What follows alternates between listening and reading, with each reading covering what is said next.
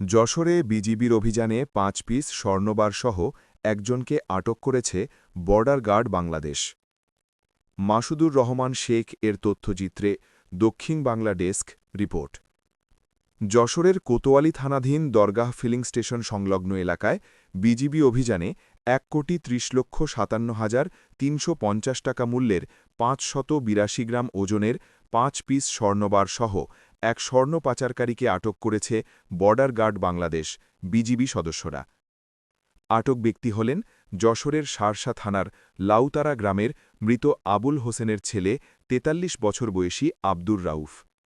বুধবার ২৫ ফেব্রুয়ারি ভোর ৫:৩০টার সময় বিজিবির একটি টহল দল গোপন সংবাদের ভিত্তিতে যশোরের কোতোয়ালি থানাধীন দরগাহ ফিলিং স্টেশন সংলগ্ন পাকা রাস্তার উপর অভিযান পরিচালনা করে ৫৮২ গ্রাম ওজনের ৫ পিস স্বর্ণবার, ২ পিস মোবাইল এবং নগদ ১০,৬৯০ টাকাসহ এক স্বর্ণ পাচারকারীকে আটক করে।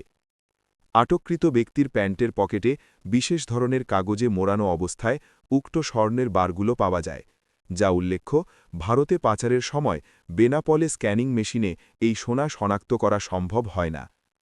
আটককৃত আসামিকে প্রাথমিকভাবে জিজ্ঞাসাবাদে জানা যায়, সে ঢাকা থেকে যশোর ও ঝিকরগাছা হয়ে ভারতে পাচার করার উদ্দেশ্যে স্বর্ণের বারগুলো নিয়ে যাচ্ছিল।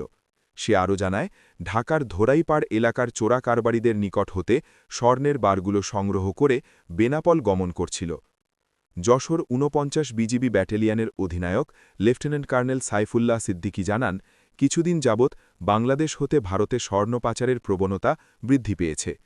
উক্ত স্বর্ণসহ পাচারকারী আটকের নিমিত্তে বিজিবির অভিযান কার্যক্রম ও চেষ্টা অব্যাহত রয়েছে। এরই ধারাবাহিকতায় যশোর ব্যাটালিয়নের দায়িত্বপূর্ণ এলাকায় অভিযান পরিচালনা করে স্বর্ণসহ পাচারকারী আটক করতে সক্ষম হয়েছে। সীমান্তে বিজিবির এ ধরনের অভিযান কার্যক্রম সব সময়ই অব্যাহত থাকবে এবং আটককৃত আসামির বিরুদ্ধে মামলা দায়েরের মাধ্যমে আসামিকে যশোর কোতোয়ালি মডেল থানায় হস্তান্তর করা হয়েছে বলে জানান বিজিবির এই কর্মকর্তা।